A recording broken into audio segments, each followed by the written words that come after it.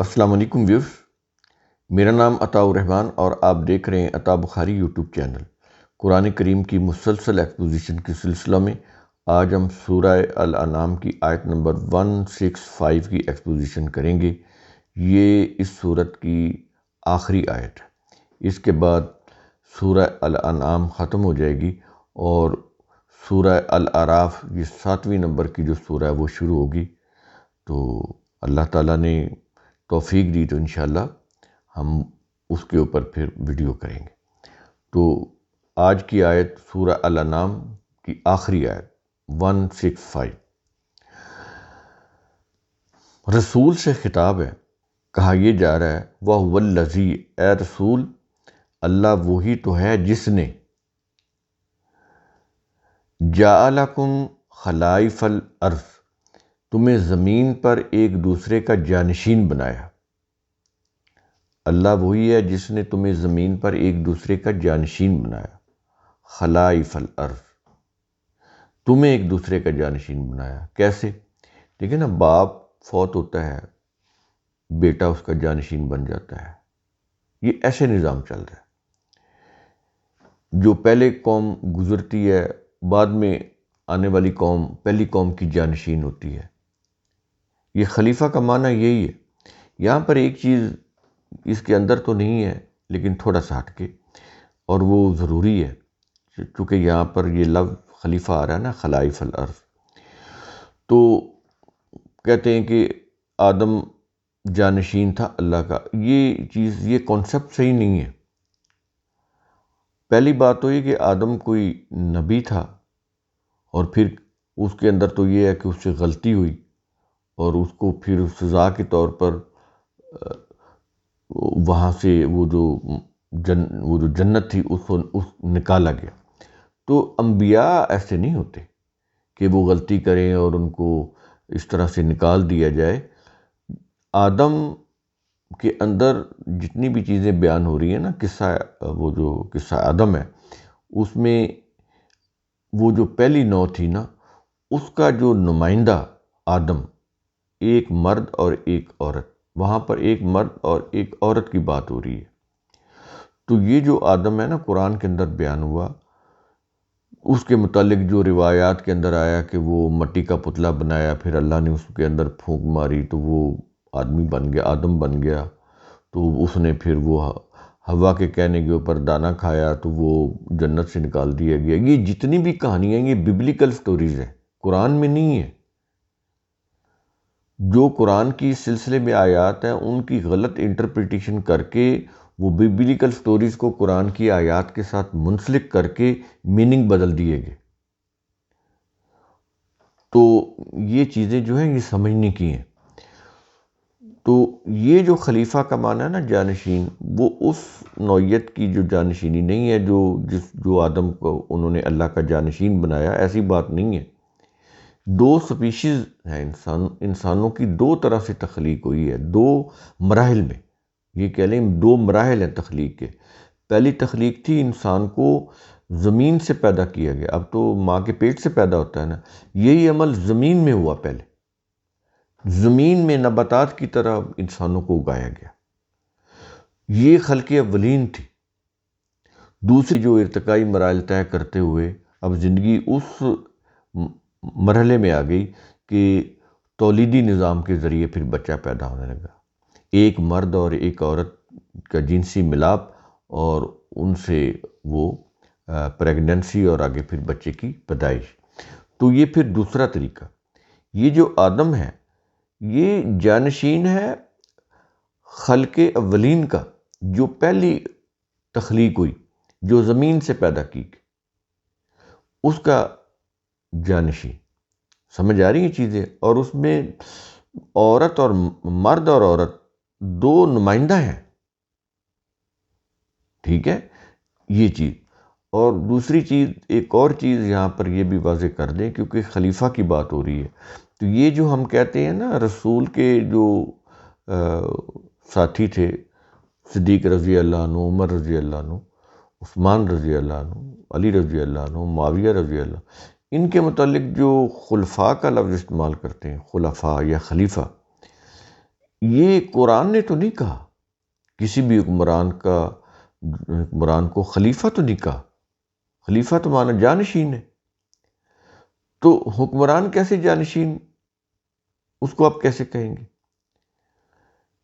اللہ تعالیٰ نے ابراہیم کو امام کہا۔ امام کون ہوتا ہے؟ جس کے پاس سیاسی اقتدار ہوتا ہے، سیاسی اختیار ہوتا ہے، جس کے پاس اقتدار ہو، اختیار ہو، اس کو امام بولتے ہیں۔ اب ہمارے ہاں امام وہ جو مسجد میں نماز پڑھاتا ہم اس کو بولتے ہیں۔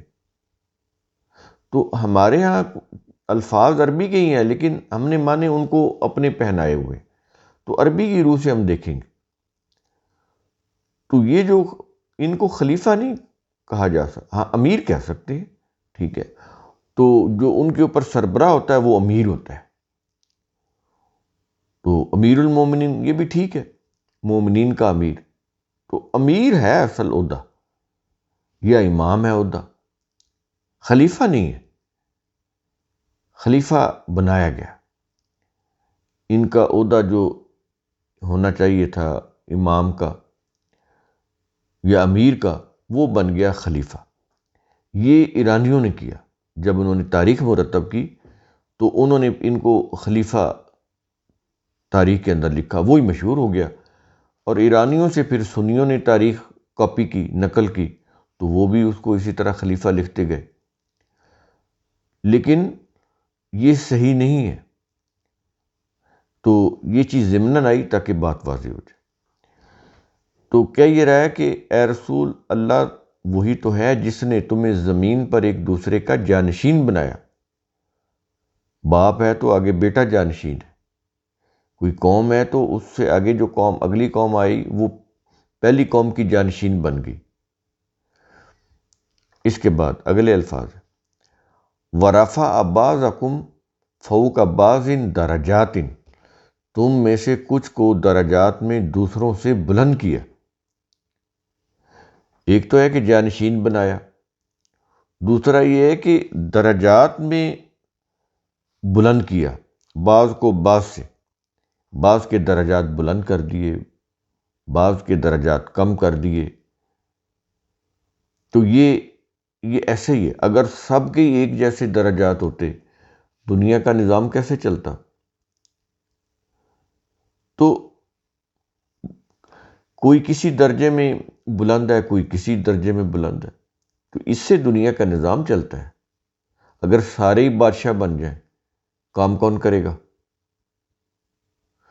تو یہ اس طرح سے کہ تم میں سے کچھ کو درجات میں دوسروں سے بلند کیا۔ اچھا، یہ جو بلند درجے ہیں آگے قرآن بتا رہا ہے کہ اس کے اندر بڑی گہری بات وہ کیا ہے؟ کیا یہ رہا ہے کہ لِيَبْلُوَكُمْ فِي مَا آتَاكُمْ، تاکہ جو کچھ اس نے تمہیں دیا ہے اس میں تمہیں آزمائے۔ کیا مطلب؟ یہ جو بلند درجہ ملنا ہوتا ہے یہ آزمائش ہوتی ہے کہ اللہ نے انسان کو جو صلاحیتیں دی ہیں وہ ان تمام صلاحیتوں کو بروئے کار لا کر اس کے اوپر جو فرائض اور ذمہ داری ہیں وہ ان کو کتنا صحیح طریقے سے ادا کرتا ہے، یہ ہے ذمہ داری۔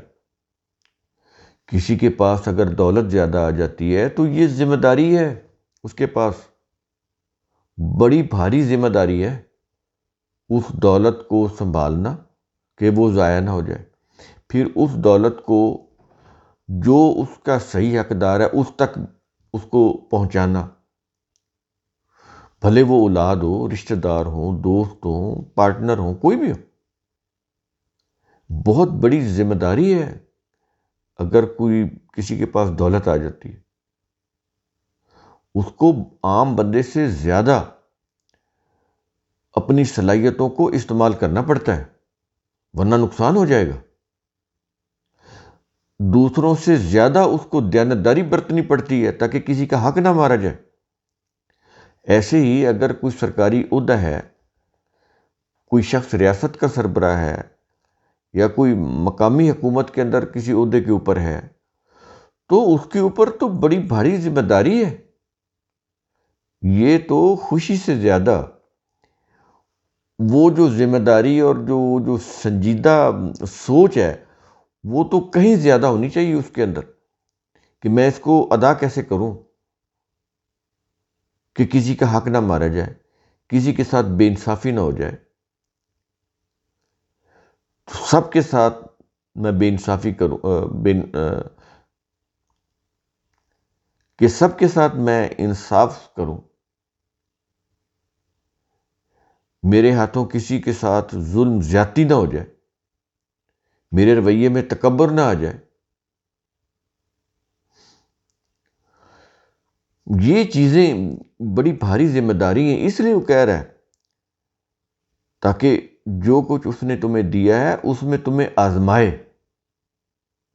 دولت مل جانا، عہدہ اقتدار مل جانا، یہ کوئی بڑی بات نہیں ہے، مل جاتا ہے، انسان کوشش کرے تو مل جاتا ہے، لیکن اصل چیز یہ ہے کہ اس کو بیلنس کے ساتھ ایکسرسائز کرنا، توازن کے ساتھ اب جو اقتدار ملا ہے، جو عہدہ ملا ہے، اس کا استعمال کرنا۔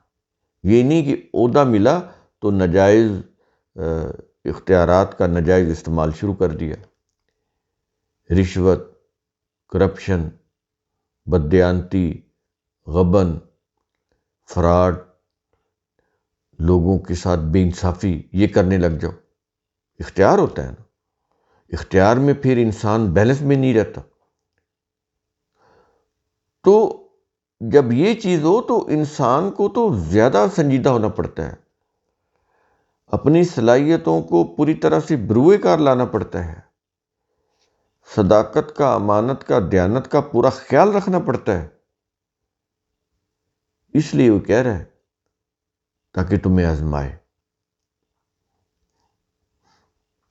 جس کے ہاتھ میں کوئی اقتدار نہیں ہے، کوئی بڑا عہدہ نہیں ہے، اس کی کوئی اچھائی کو وہ اتنا کاؤنٹ نہیں ہوتی۔ ایک شخص کے پاس ہے ہی نہیں، وہ سخاوت کیسے کرے گا؟ جس کے پاس دولت ہے، اب اگر وہ سخاوت کرتا ہے تو اب ہے کہ واقعی اس نے حق ادا کر دیا۔ دولت ہے، کسی کی مدد کرتا ہے تو اب ہے یہ بات کہ واقعی اس نے انصاف کیا، اپنی ذمہ داری نبھائی۔ اس کے بعد الفاظ بڑے شدید ہیں، کیا یہ رہا ہے کہ ان ربک سریع العقاب، در حقیقت تیرا رب مجرموں کو جلد سزا دینے والا ہے۔ اب اللہ کے ہاں جلدی کتنی ہوتی ہے ہمیں نہیں پتہ۔ اللہ کی جو جلدی ہے یا دیر ہے وہ اس کے اپنے پیمانے ہیں، ہمارے اپنے ہیں۔ ہمارے ہاں تو وہ گھڑی ہوتی ہے 24 گھنٹے کا، ایک دن رات ہوتے ہیں۔ ایسے ہے نا، زمین کی گردش ہے، اب یہی اوقات جو ہیں وہ چاند کے تو نہیں ہیں، وہ کو اور ہیں، مریخ کے اس کے کو اور ہیں۔ سورج پہ چلے جائیں، فرض کریں آپ چلے جاتے ہیں تو وہاں پر تو کچھ اور معاملہ ہوگا، اس سے اور اوپر چلے جائیں وہ اور معاملہ ہوگا۔ تو اللہ کے ہاں جو ہے نا یہ ہمارے جو سال، مہینے، دن، اس کے ہاں بہت بڑے ہیں۔ اس کے ہاں تو 50,000 سال کا ایک دن ہے، 50,000 سال کا ایک دن، یہ اللہ کا اعداد و شمار ہے۔ ہم دنیا پہ رہ رہے ہیں، ہماری اس زمین میں، تو ہمارا اعداد و شمار تو اور ہے، ہمارے نزدیک تو 50,000 سال بہت زیادہ مدت ہے، اس کے ہاں ایک ایک دن 50,000 سال کا ہے۔ تو اللہ کی جو دیر ہے، یہ جلدی ہے نا، وہ اس کی نوعیت ہمارے سے مختلف ہے، یہ چیز ذہن میں رکھیے۔ یہ نہیں کہ جیسے ہم جلدی کہتے ہیں تو پلک جھپکنے میں ہو جاتا ہے، ایسا نہیں ہے۔ اللہ کا یہ جو کارخانہ کائنات ہے، اس کے اندر اللہ کا قانون مکافات ہر جگہ پرویل کر رہا ہے، ہر جگہ موجود ہے، گھیرے ہوئے ہے تمام انسانوں، اس کو کوئی جلدی نہیں ہے۔ یہ تو کسی حکمران کو جلدی ہوگی نا کہ میرے پاس 5 سال ہے، اس میں سے کوئی 1 مہینہ رہ گیا، میں جلدی جلدی یہ کر جاؤں، یہ کام کر لوں، ورنہ میرا تو یا میرا اقتدار ختم ہو رہا ہے۔ اللہ کا تو اقتدار ختم نہیں ہونے والا، اس کو کوئی جلدی نہیں ہے، وہ جب چاہے گا وہ اس کا نتیجہ مرتب کر دے گا. اچھا ہے تو اچھائی دے دے گا، برا ہے تو برائی، اس کا برا نتیجہ اس کو مل جائے گا. تو اللہ کو کوئی جلدی نہیں ہے. یہاں اس دنیا میں مہلت کا وقفہ چل رہا ہے. یہ نہیں کہ کوئی شخص جرم کرے گا، کوئی غلط کام کرے گا تو کرتے ہی وہ اس کو سزا مل جائے گی، ایسا نہیں ہے. ایک شخص نے چوری کی، چوری کرتے ہی اس کا ہاتھ جو ہے نا وہ لوہے کا بن جائے یا پتھر کا ہو جائے، یا وہ ہاتھ ایسے جامد ہو جائے، حرکت ہی نہ کرے کہ اس نے چوری کی. کر سکتا ہے نا اللہ، لیکن نہیں کرتا. کیوں؟ مہلت کا وقفہ ہے کہ ہو سکتا ہے اپنی غلطی سے یہ باز آ جائے، سدھر جائے. موت سے پہلے تک مہلت کا وقفہ ہوتا ہے. لیکن اگر وہ گزر جائے، انسان کے پاس اتنا وقت ہی نہ بچے کہ وہ اپنی غلطیوں کا مداوع کر سکے، تو پھر تو اس کے لیے تباہی ہے. تو یہ چیز سمجھ آ رہی ہے کہ یہ جو اللہ کا جو جلد سزا دینا ہے وہ کیا ہے؟ وہ اللہ کے اعداد و شمار کے مطابق ہے، ہمارے مطابق نہیں. بیچ میں ایک وقفہ چل رہا ہے. آیت کے آخر میں وَإِنَّهُ لَغَفُورٌ الرحیم، نیز وہ یقیناً درگزر کرنے والا اور رحم کرنے والا بھی ہے. یعنی سزا دینے والا بھی ہے اور درگزر کرنے والا اور رحم کرنے والا بھی ہے. کن کو درگزر کرے گا؟ جن سے کوئی چھوٹی موٹی غلطی ہوگی، کوئی تھوڑی بہت، انجانے میں، جانے میں نہیں، جان بوجھ کر نہیں، اس کی تو سزا ہوگی. جو انجانے میں غلطی ہوگی اور دنیا میں مہلت کا وقفہ ملا ہوا تھا، اس شخص نے اس دوران اپنی ان غلطیوں کو چھوڑ دیا، ان سے اچھے کام کیے، ان سے زیادہ اچھے کام کیے، اپنے اچھے کاموں کا وزن بڑھا لیا، ان غلط کاموں کے وزن سے اچھے کاموں کا وزن بڑھا لیا، تو ان سے درگزر کر دیا جائے گا. ان کو پھر نہیں پکڑا جائے گا کہ تم نے وہ جو انجانے میں غلطی کی تھی نا، جس کی تم نے معافی بھی مانگ لی، وہ چھوڑ بھی دی غلطی، وہ غلط کام چھوڑ دیا، تو اس کو وہ پھر قیامت کو بھی پکڑ لے. تو ایسا نہیں ہے، یہ اللہ نے خود بتا دیا. انجانے میں جو غلطی ہوئی، پتہ چلا، احساس ہوا، چھوڑ دیا، اس سے زیادہ اچھے کام کیے، قیامت کے دن ان سے درگزر کیا جائے گا، پکڑا نہیں جائے گا، ان کو معاف کر دیا جائے گا. اور جب معاف کر دیا جائے گا تو اس کے لیے وہ لفظ ہمارا ہے لغفور. اگلا لفظ آ رہا ہے رحیم، رحم کرنے والا ہے. بیسیکلی اس کا مطلب ہے نشو نما دینے والا ہے، کہ درگزر بھی کر دیا، معاف کر دیا، اور آگے پھر نشو نما ہے. نشو نما ہوگی، ان کی نشو نما دی جائے گی، سامان نشو نما دیا جائے گا. جہنمیوں کو سامان نشو نما نہیں دی جائے گی. ان کے پاس نہ آپشن ہوگی، نہ کوئی ارادہ اور اختیار کی کوئی قوت ہوگی. ان کو ہوگی جو جنتی ہوگی. تو یہ جو ہے نا رحم کرنے والا، بیسیکلی وہ نہیں ہے جو ہمارے ہاں بولا جاتا ہے کہ کوئی شخص کسی کے اوپر ظلم کر رہا ہو تو ہم کہتے ہیں یار اس کے اوپر رحم کر لو، اس کو نہ مارو. یہ وہ والا رحم نہیں ہے، ذہن میں رکھیے گا. نشو نما کرنے والا، تدریجی نشو نما کرنے والا. رحمان ہوتا ہے فوری نشو نما دینے والا، اور رحیم ہوتا ہے تدریجی نشو نما دینے والا. یہاں پر تدریجی نشو نما دینے والا. تو یہ اللہ کی دو صفات بیان کی گئی ہیں، غفور اور رحیم. تو اسی کے ساتھ سورہ الانعام جو ہے وہ اختتام پذیر ہوئی. اب اللہ کی توفیق سے ہم سورہ الاعراف جو 7ویں سورہ ہے، نیکسٹ ویڈیو ہمارے اس کے اوپر ہوں گے. تو قرآن کریم کا اصول ثم تفکروا، اس کی روح سے آپ خود بھی سوچا کریں، سمجھا کریں، غور و فکر کیا کریں. شکریہ.